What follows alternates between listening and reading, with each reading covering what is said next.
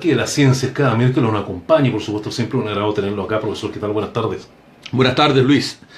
Gusto Muy de buenas saludarle. tardes. Así es, pues. Oiga, Hoy día... profesor, antes que vamos al tema, vamos a hablar de la revolución tecnológica, pero me imagino que con las vacaciones de invierno ahí está más requerido el Parque de la Ciencia ahí con estudiantes, ¿no? Claro, hemos tenido una afluencia de público no menor, no para colapsar, claro está, porque siempre quedan espacios para que la gente llegue, pero sin duda que las vacaciones, como libera a los niños de sus colegios, tienen más tiempo disponible durante el día y las mamás están encantadas de enviarlos al Parque de la Ciencia para que los entretengamos y tratemos de enseñarles algunas cosas interesantes como todas las que tenemos allá.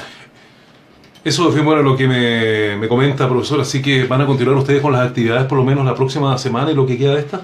Claro, nosotros tenemos un calendario especial para estos días.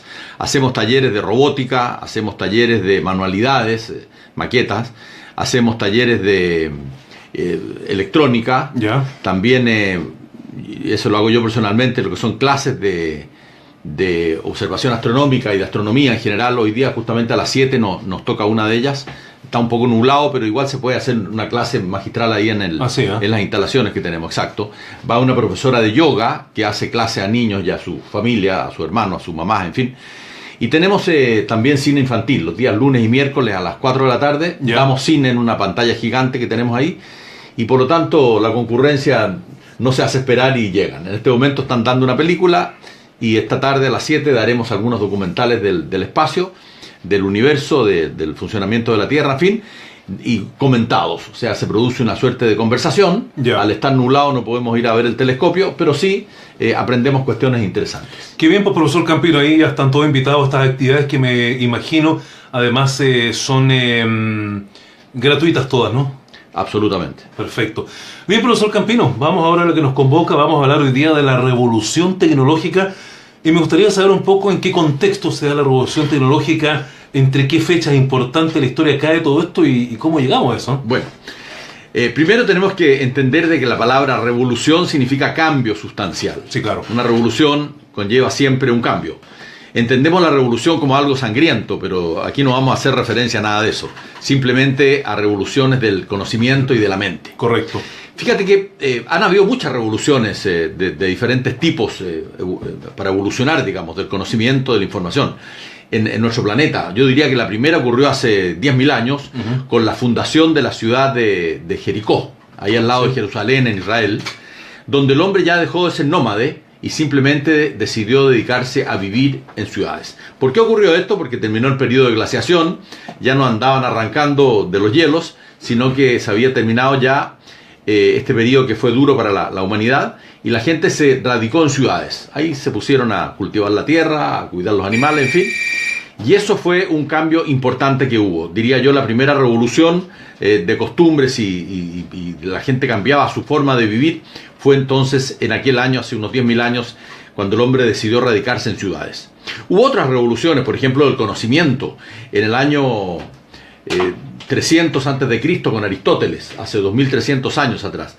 Aristóteles, Sócrates, Platón, que son más o menos de la misma época, ellos introdujeron conceptos filosóficos a la vida. Convencieron a los que mandaban en la tierra de que la gente tenía que entender de estas cosas. Ya. No hay que olvidarse que en ese tiempo el alfabetismo era el 99%. La gente simplemente no sabía leer ni escribir, ni le interesaba mayormente, porque las tareas en las que se ganaban la vida eran netamente manuales.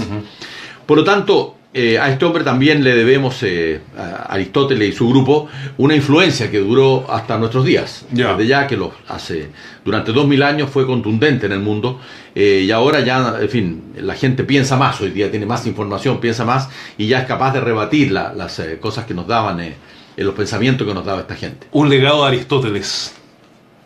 ¿Qué se podría tomar como legado de Aristóteles? Bueno, Aristóteles fue un gran pensador. Antes de él la filosofía no tenía mayor conceptos. No se había desarrollado. No se había desarrollado, exactamente. Hoy día en los colegios la filosofía es obligatoria. Claro. Y por lo tanto Aristóteles nos enseñó a pensar. Yo diría que lo que mejor hizo él fue enseñarnos a pensar.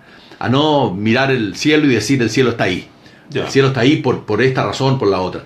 En muchos aspectos él estuvo equivocado. Ya. respecto de que el Sol rotaba alrededor de la Tierra, por ejemplo. Claro, pero seguramente él se basaba en los paradigmas de la época, ¿no? En los paradigmas y en las propias deducciones. Claro. En ese tiempo no te olvides que no existía la ciencia, Sí. prácticamente no existía la literatura. Sí, no habían libros, lo que habían eran manuscritos, Claro. cosas que se traspasaban de información de boca en boca, ¿no? Claro, transmisión oral. Claro, pero no es como ahora, la gente tiene que entender un poco eso, ¿no es cierto? Después, hace 500 años, vino el Renacimiento, que comenzó con las ideas de Copérnico, que demostró, pero ahí, como lo hemos dicho tantas veces acá, había un impedimento Ya. de las autoridades que no te dejaban explayarte en tus temas, a menos que ellos estuvieran de acuerdo. Claro. Esto de Galileo y Copérnico, de que a Galileo lo mandaron a la hoguera, bueno, no lo alcanzaron a mandar, al final no lo quemaron, Sí. porque él decía que la Tierra no era el centro del universo. Sí. Eso es lo que decía.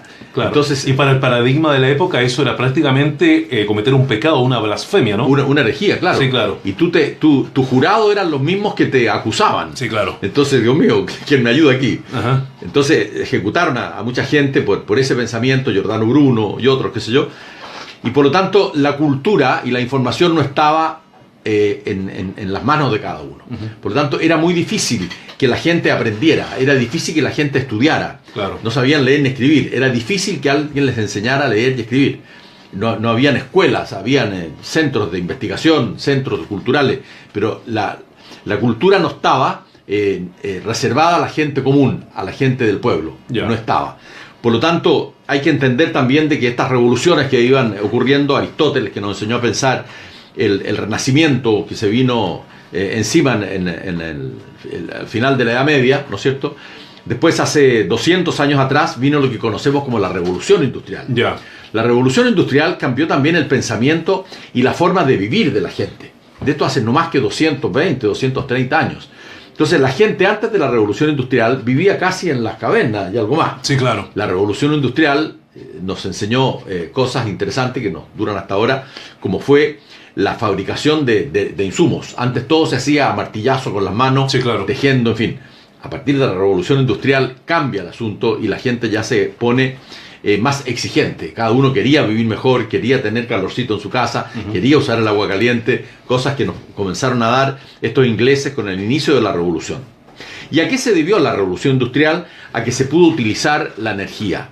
Ya. Hasta antes de ese momento no había energía comercial, digámoslo así. Ya. Por supuesto que la gente hacía fogata, se calentaba de alguna manera. Pero eran situaciones más bien para el consumo propio dentro de la familia o dentro de la comunidad. ¿No? Exactamente, eran para el consumo propio, no era comercial desde Claro. ya. Y por lo tanto no estaba desarrollada la industria, y si no estaba desarrollada la industria vivíamos más o menos nomás. Sí, claro. No había industria de cubiertos, no había industria de carretones, no había industria de textil, no había industria de fierros, en fin. Cada cual se proveía o se autoabastecía de acuerdo a sus necesidades y de acuerdo a sus recursos. Nada más. Claro, y de lo que algún artesano por ahí vendía, Claro. o le cambiaba, porque en ese tiempo existía el trueque, ¿no? Así es. Entonces, todo esto fue cambiando, diría yo, que si hablamos de revoluciones culturales, todas estas han sido revoluciones culturales. Por ir a algo más cercano, fíjate que leyendo de la vida de Thomas Edison fue el que iluminó el mundo. Ya. Thomas Edison fue entrando el siglo XX, a fines del siglo XIX. Entonces, Thomas Edison también marcó un cambio de cultura. Antes la gente andaba oscura por la calle. Ya. A partir de ese momento no andaba oscura por la calle. Claro. A partir de ese momento la gente tenía luz dentro de su casa y no un chinchorro ahí que le producía más humo que otra cosa.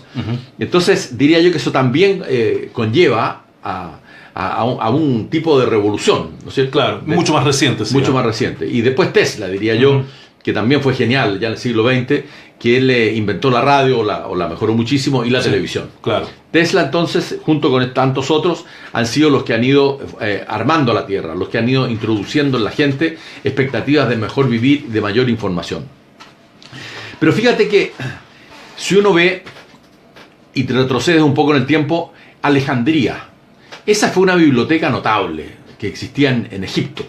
Así es. Y Alejandría llegó a tener 2 millones de manuscritos 2 millones de manuscritos. Hay que saber lo que son 2 millones. Yo creo que 2 millones de manuscritos, me parece que tenías todo el conocimiento disponible en el mundo conocido, claro, ahí en un solo lugar. Claro, pero si la gente no sabía leer ni escribir, claro, tú comprenderás que no era tan fácil que ellos pudieran tener conocimiento de esto. Claro. Entonces se cuenta la historia que quemaron muchas veces la biblioteca de Alejandría, pero no totalmente, eran parte de la biblioteca, y después los invasores, que se usaba mucho que un país invadía a otro o un imperio a otro, y como Egipto estaba ahí en el corazón del mar Mediterráneo, era sin duda, con el Nilo en la cabeza, claro, atracción para los invasores, ¿no? Entonces muchas veces la quemaron, pero quemaban pequeños reductos, y se dice que los militares que estaban a cargo de las invasiones tomaban conciencia una vez que entraban a la biblioteca y decían: Dios mío, ¿qué estamos haciendo? Claro. Entonces retrocedían un poco y ya su acción no era tan devastadora. Pero esos manuscritos hoy día nada existe prácticamente de lo que había en la biblioteca de Alejandría. Finalmente todo se perdió, ¿no? Hace más de 2000 años, claro. Y todo se perdió por razones que vamos a explicar acá. Mira, por ejemplo, Marco Antonio, que era el marido de Cleopatra, un día, que era romano, él invadió Egipto. Y le quiso llevar un regalo a su amada, a su mujer. Entonces, de estos 900.000 libros que dice la historia que habían ahí, él se robó 200.000. Y el regalo que le dio a su mujer eran 200.000 manuscritos, porque ni siquiera libros. Manuscritos. No hablaban ni siquiera el mismo idioma, no escribían de la misma manera. Claro. Por lo tanto, el regalo, ¿para qué sirvió? Me imagino yo, para encandilar el fuego allá en Roma, ¿no? Entonces, hay muchas anécdotas de este tipo, pero ¿cómo se informaba la gente? Hasta ese momento, simplemente la gente no se informaba. Esa es la verdad del cuento. O sea, sabía lo que pasaba muy alrededor de ellos, ¿no? Claro, pero hay personas que no salían de su pueblo, porque no sabían que había más allá. Claro. Y las ciudades eran visitadas por gente, qué sé yo, nobles y gente de más cultura. Claro. Y ellos visitaban esta biblioteca, y los científicos escribían para los científicos, y los médicos escribían para los médicos, pero no para enseñar a la población de ninguna manera. Entonces, en todo este transcurrir, ¿verdad? Comienza a aparecer en nuestra generación, en nuestros días, lo que llamamos la revolución tecnológica o digital. Algunos le llaman la revolución industrial 2, porque en realidad que esto es como una revolución industrial también. ¿Y a qué se debe eso? Bueno, a poco andar, diría yo, el primer computador que marca un hito, un antes y un después, se fabricó el año 1836, aunque nos parezca extraño. Cuando no había ni electricidad casi. Sí. 1800, y este fue un ordenador que inventaron de tal forma que obedecía órdenes. Más bien carácter mecánico, porque claro, no tenía... seguro. Debe haber sido con palanca, me imagino. Una cosa así, claro. Pero igual obedecía órdenes y las ejecutaba. Y eso era importante. En el año 1800. Y esto comenzó a evolucionar, como hemos hablado en estos mismos micrófonos, hasta que hace unos 50 años atrás el computador comenzó a ser algo ya más usado. O sea, no tan usado, pero más usado al menos. Y estos computadores entonces comenzaron a cambiar el mundo. Comenzaron a cambiar el mundo por varias razones. Una, que eran digitales. ¿Cuál es la diferencia entre análogo y digital? ¿Tú te acuerdas las radios antiguas? Uno las prendía y tenía que esperar ahí un par de minutos que se calentaran los tubos. Claro, y de a poquito llegaba el sonido. Esa era radios análogas. Así, la televisión, ¿te acuerdas? Que eran bien grandes para atrás. Claro, tenían un tubo ahí. Tenían un tubo que uno veía como el tubo se iba prendiendo y decía, qué bueno, ya va a prender la televisión. Esas eran también análogas. Las primeras máquinas calculadoras eran también análogas. O sea, de un procedimiento más lento, ¿no es cierto? No menos preciso, pero sí más lento. Entonces hacía sumamente lento el uso de estas máquinas que nos ayudaban a sumar, restar, qué sé yo, pero que no eran rápidas. Entonces, esto evoluciona. Y esto degenera en una tecnología digital que se llama. La tecnología digital tiene algo que ver con los números binarios, y aquí nos metemos un poco en espesura. Cuando los números que nosotros conocemos son del 0 al 9. Después los mezclamos y nos da lo que queramos, ¿no? Pero el binario es 0 y 1. Y al un computador estar siendo utilizado interiormente, tener su software y su hardware también, con 0 y 1, 2 dígitos, es mucho más rápido que si tiene que buscar dentro de 9 dígitos. Perfecto. Entonces, el 0 es 0, el 1 es 0, 1, el 2 es 1, 1, el 3 es... En fin, se ocupan nada más que 2 dígitos, y eso lo hace también más rápido. Por lo tanto, aparece el computador, y el pensamiento humano ya comienza a cambiar. Es más rápido, tú puedes escribir en el computador, imprimes en el computador, ya no tienes que tener la máquina de escribir antigua, el computador tiene memoria, tú guardas todo tu archivo en el computador y no en unas carpetas gigantescas, ¿no es cierto? Que finalmente las notarías que sufrían mucho de eso, viene un incendio y se pierde toda la información de 100 años. Claro. ¿No? Entonces, todavía hay que pasarlo todo a mano, era un tema. Entonces, y buscar una información era peor aún. Era peor aún. Sí. Entonces, nos ayuda muchísimo el tema de los computadores para esto de la revolución tecnológica o revolución de la información y del conocimiento, como le llaman también. Entonces, junto con el computador comienzan a aparecer otras cosas, como por ejemplo Internet. Internet no es de ayer, Internet debe tener 20 años, ya me imagino, no menos. Y este Internet te permite informarte. ¿Cómo se informaban antes? A partir de fines de la Edad Media, del año 1450, ¿sí? Se fabrica la primera imprenta en el planeta. La primera imprenta. Entonces la imprenta lo que hacía era imprimir papeles, evidentemente. Uno escribía un papel y de ahí te sacaban 100, 200, 500, 1000 papeles. En fin, esa es la función de una imprenta, incluso como se las entiende hoy día, la función de una imprenta. Entonces comenzó la información a partir del Renacimiento, del inicio del Renacimiento, a pregonar en el mundo y a difundirse a través de los papeles que eran previamente impresos. Lo mismo que hoy día entendemos como una fotocopiadora, la imprenta era capaz de reproducir muchas copias.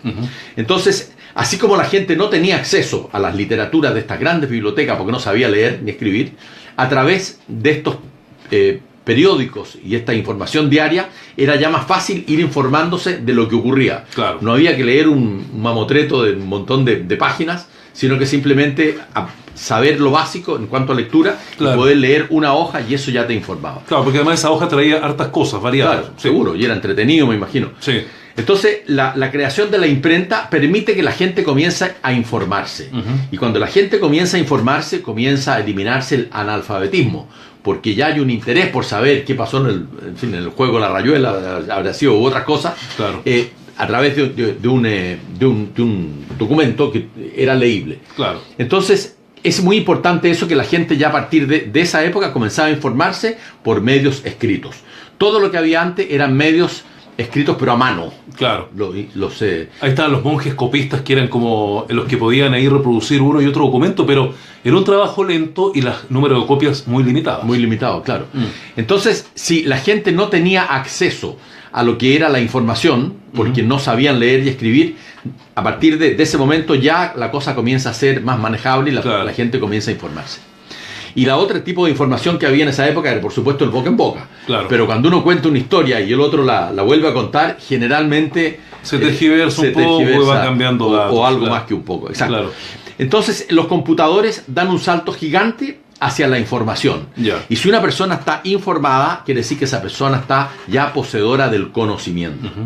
Por lo tanto, si a través del Renacimiento la gente comenzó a informarse, el analfabetismo comenzó a disminuirse, imagínate lo que no puede ser en estos momentos cuando tenemos una red de Internet que te permite hacer cosas que son realmente insólitas.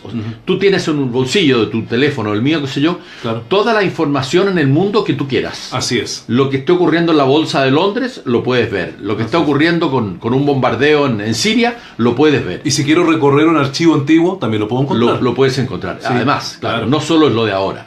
Entonces, esto del Internet es realmente maravilloso. Si no te gusta porque Internet no tiene muy buena caligrafía, la cambias. Puedes leer una carta como te guste. Si te parece que la letra, en fin, o no está tan muy clara las imágenes, buscas imágenes HD. Todo esto en tu teléfono.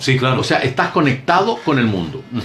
Antiguamente, cuando estaba la radio y la televisión, ¿no es cierto?, uno lo que hacía era escuchar radio y escuchar televisión.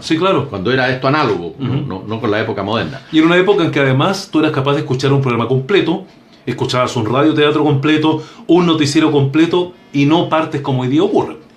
Exactamente. Entonces, al momento que tú recibes una noticia, al recibir una noticia, tú la escuchas. Y si quieres hacer algún comentario, tendrás que ir a un diario para que te publique tu alcance, lo que quieres decir de esa noticia. O bien, si eso ocurre en una radio, tendrás que ir a la radio y decir, señores, déjenme hablar por el micrófono. Que lo más probable es que no te dejen hablar por el micrófono. Bueno, en esta sí. En esta sí, porque esta es una radio genial, la mejor de Chile, por lo tanto aquí tenemos... Aquí hay libertad de expresión. Aquí hay libertad de expresión. Entonces, hoy día, si tú te fijas, a través de internet y de las redes sociales, tú puedes escuchar una noticia que te guste o que no te guste. Sí, claro. Y si tú quieres hacer algún comentario, en tu mismo teléfono, y te demoras 10 segundos en opinar. A través de Twitter, en fin, todas estas cosas modernas que hay. Facebook, Twitter, cualquier red social. Cualquier red social. Sí. Entonces, el cambio que está habiendo cultural debido a la revolución esta digital o de la tecnología, no lo percibimos porque estamos involucrados en el cambio, estamos adentro. Cuesta menos entender la Revolución Francesa porque la lees en la historia y estás tan lejos que tu cabecita está fría y la puedes leer y comprender. Sí, claro. Pero darnos cuenta de lo que nos está ocurriendo es una cuestión reservada quizás a unos pocos.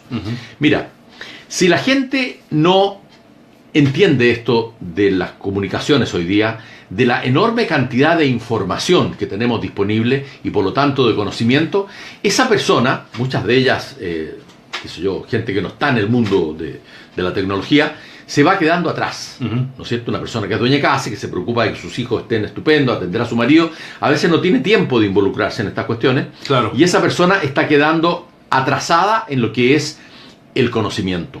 Y si una persona se atrasa en lo que es el conocimiento, simplemente la máquina te va a pasar por encima. Sí, claro. ¿No es cierto? Darwin decía que él creía en la diversidad de especies y en la evolución natural de las especies. Ah, ya. Esto es lo mismo. La persona que no se adapta a las nuevas condiciones simplemente va a quedar atrás. Le va a costar encontrar un trabajo, una secretaria que hoy día no sabe de internet, no sabe de escribir en un computador, no sabe de operar un escáner, una máquina fotocopiadora, en fin. Claro. Más le vale no presentarse a secretaria. Porque, sí, claro. Entonces eso significa un aprendizaje y significa un cambio de cultura. Si uno se fija en la mesa del comedor de algunas casas, cuando me invitan por ahí, yo veo a los niños que están con la cosita en el teléfono, claro, en WhatsApp. El WhatsApp. Y el papá no le dice nada porque no quiere enojarse con el niño. Claro. Y ese niño puede estar o jugando un juego intrascendente o puede estar buscando información en internet de cosas interesantes. Claro. Por eso que la información tú la tienes a la hora de que te metes a la cama para dormir, que te levantas, mientras almuerzas, mientras... En fin. Esto de la información que te entrega hoy día Internet, yo diría que es el cambio más fundamental que ha vivido la humanidad. La velocidad del cambio es genial.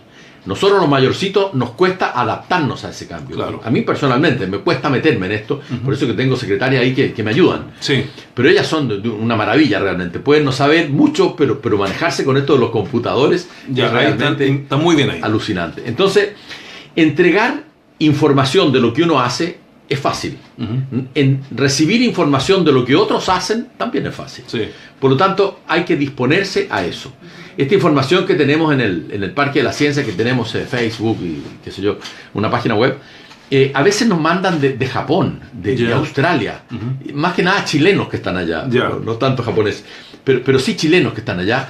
Y quieren que les expliquemos esto, que cómo es eso, que ellos han visto iniciativas de estas en países muy desarrollados, y que cómo es eso que Chile, que todavía nos ven a algunos como bien atrasaditos, que ya tenemos este tipo de cosas para enseñar a los chicos, qué sé yo. Por lo tanto, darse a conocer es muy simple, pero para eso hay que estar en el tema, hay que conocer el tema, y no solo, qué sé yo, decir existe. Fíjate que, por ejemplo, en el tema de las universidades, ¿tú te imaginas el presupuesto que debe tener la Universidad de Chile con miles de alumnos, expandida a lo largo de todo Chile? Pues bien, hace poco, te diré un par de semanas, no sabía cómo resolver un problema de física. Y pregunté a algunos profesores acá que saben más que yo de esto y tampoco sabían. Entonces me metí a un programa de la Universidad de Harvard en Estados Unidos, donde están los físicos más entonados. Y pude resolver mi problema a través de una clase que había grabado un famoso profesor hace 7 años. Y tú te metes a internet y buscas esa clase y la aprendes. Así es. Hay lugares, universidades en el mundo, que te ofrecen clases solo por internet. Sí. O sea, online. Sí. O sea, tú puedes no ir a la universidad y la universidad no gastar electricidad en ti, ni un escritorio, ni un techo, ni nada. Y simplemente te puede recibir de diferentes tipos de carreras. Por lo tanto, eso también te lo da esta revolución tecnológica digital, que tú puedes estudiar a distancia y no tienes nada que envidiarle a un alumno que fue a una buena universidad, gastó horrores, porque entrar a la universidad aquí no está fácil hoy día. No es fácil, sí. No es fácil. O sea, bien podrías estudiar a través de la red, como ya. Sí, hay, me parece, hay instituciones en Chile que ofrecen cursos de posgrado Claro. a través de Internet. Sí, Internet, Sí. correcto. Sí, Sí, efectivamente. existe, claro. Entonces, en vez de ir a una clase, a un curso que te va a costar millones de pesos, te quedas en tu casa, pagarás la 10ª parte de eso, porque algún gasto tendrá la universidad. Obviamente. Y te recibes de lo que quieres. El periodismo, por ejemplo. Tú que eres un gran periodista y qué sé yo, siempre te veo por ahí con tu cámara y vas por Sí. todos lados. Sí. Antes, viejo, para tomar una foto tenía que ir el fotógrafo. Sí, claro. Y tenía que ir el chofer en el auto. Sí. Y tenía que ir el periodista. Y tenía que ir el intérprete si es que tienes que... ¿no? Entonces el costo era gigantesco. Tú como aquí, dueño de una radio, nos podrás explicar algún día quizás Sí. cómo se maneja esto a costos que sean pagables. Claro, evidentemente. pero hoy día la cosa es más simple porque un periodista con su teléfono celular, ya lo tomabas como Claro. ejemplo de lo maravilloso Sí. que es, sirve para hacer todo eso. Sirve Para para- escribir la nota, para grabar la entrevista y para tomar la foto. Genial. O un video si quieres también. Claro, fíjate que el pago de cuentas, en vez de tomarte el colectivo, ir a Chilquinta, donde sea, que se va a pagar la cuenta, Claro. te quedas en tu casa, tecleas y pagas la cuenta directamente. Claro, así es. Entonces hay un ahorro de todo, un ahorro Sí. de tu movimiento, de tu tiempo, del pasaje en el auto, del que si yo está lloviendo y te moja y cómo. Entonces la tecnología digital hoy día también te lleva a eso. Y eso quizás los jóvenes no lo entienden, porque ya están inmersos en eso, pero los mayorcitos sí lo entendemos. Y yo creo que es magnífico pregonar estas cuestiones y que aprendan las generaciones nuevas, que antes no era así. Por lo Claro. tanto, que agradezcan estar viviendo quizás en este siglo. Otro tema que, bueno, lo mencioné delante, es el tema de almacenar la información. Ujú. Bueno, los primeros años de mi carrera yo tenía mi oficina y tenía mis trabajos era todo a través de papeles. Pues. Claro, y carpetas y un Y montón de carpeta, archivos, claro. ¿no? Entonces, metiéndome en las bodegas de hace, qué sé yo, 15 años atrás o 20 años atrás, veo la cantidad de papeles que hay ahí. Y sin embargo, después de esos 15 o 20 años atrás, veo dónde están los papeles que tengo y están metidos en el corazón de mi computador. Entonces, son momentos maravillosos de la historia. Yo creo que estamos viviendo un momento realmente espectacular. Mi madre nació en 1908 Ya. y murió 100 años después. Y esta señora le tocó desde que se iba en carreta al colegio, porque vivía en Traiguén por allá, Ya. hasta que vio el hombre aterrizar en la luna Mira. y mucho más. Ujú. Entonces la gente de esa generación, habrá algunas personas que me están escuchando acá, también tiene que sentir en su fuero interno un cambio violentísimo. ¿Cómo te adaptas tú desde la carreta hasta que tienes que manipular un computador? Así es. Entonces es un cambio de cabeza. Los mayorcitos, algunos somos más hábiles para cambiar nuestra mente y otros no son tan hábiles. Claro. Hay amigos míos que no saben entrar a internet, no tienen idea. Y no es que esté mal. No es que esté mal, no, es que por esté mal. supuesto. Es así nomás. y Eso punto. sí. Claro. Y es su opción. Sí. No han querido rebanarse los sesos un rato con algún hijo, algún nieto que le enseñe. Claro. Bueno, tú también puedes vivir sin computación. Sí. Sobre todo una persona que tenga un negocio y que venda pan, bueno, Claro. no necesita tanto. Pero los cambios que están habiendo en el mundo hoy día, yo creo que tenemos que seguirlos. El Mercurio tiene un espacio ahí que se llama ciencia y tecnología. Ya. A mí me gusta leer eso, bueno, porque es mi tema, ¿no? Pero hay cuestiones muy importantes relacionadas con la computación y con lo que viene. Ya los robots están quitándole mucha pega al hombre, al ser humano. Ah, sí, pues. Y esos robots nos van a comenzar a mandar, porque no nos olvidemos que el robot no se equivoca. Los hombres sí nos equivocamos. Tenemos una alegría, una tristeza, tenemos un accidente, que ni lo quiera, pero si nos ocurre, ya nuestra cabeza se altera. Ujú. El robot lo puedes agarrar a martillazo y no le duele y sigue produciendo lo que está produciendo en forma inequívoca. Por lo tanto, que no nos extrañe si con esta revolución tecnológica digital vamos a pasar a ser personas de segunda en un tiempo más y los robots van a ser aquellos que van a dirigir los parámetros de este planeta. Bueno, ojalá que no, pues. ¿Ah? Ojalá que no. Así es. Bien, profesor Campino, como siempre le agradezco mucho que haya venido hoy día a acompañarnos y a contarnos toda esta historia hoy día hablando de la revolución tecnológica aquí en la radio. Gracias, Luis. Será hasta una próxima oportunidad. Que esté muy bien, hasta la próxima semana. El profesor Juan Campino ha estado hasta ahora conversando